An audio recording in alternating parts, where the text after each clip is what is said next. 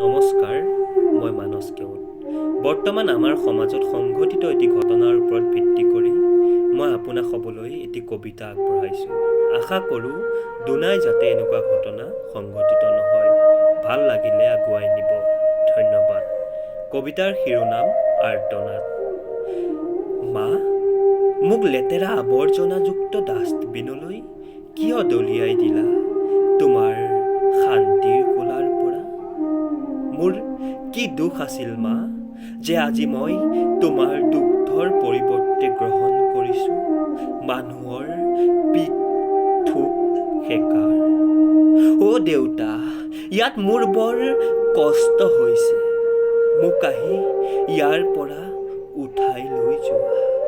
মোৰ বহুত ভোক লাগিছে, বহুত পিয়াহ লাগিছে মা।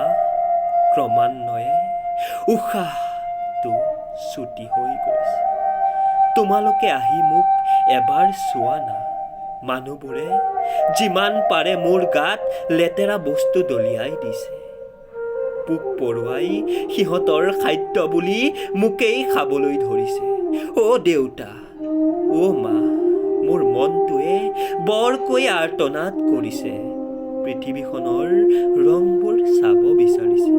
কিন্তু তোমালোক কিয় ইমান নিষ্ঠুৰ হৈছা? কিয় মোক অকালতে মাৰি পেলাইছা? অ' মা, মোক ইয়াৰ পৰা লৈ যোৱা মা, লৈ যোৱা। মই কাক মাতিম, কাক চিঞৰিম? বৰকৈ অসহায় হৈ পৰিছোঁ, নিমাহ হৈ পৰিছোঁ, উশাহীন হৈ পৰিছোঁ। অ' মা, মোক কিয় জন্ম দিছিলা? তোমাৰ মুখখনি ভালকৈ চাবলৈ নাপাওঁতে আকৌ কিয় মাৰি পেলালা মা? কিয়?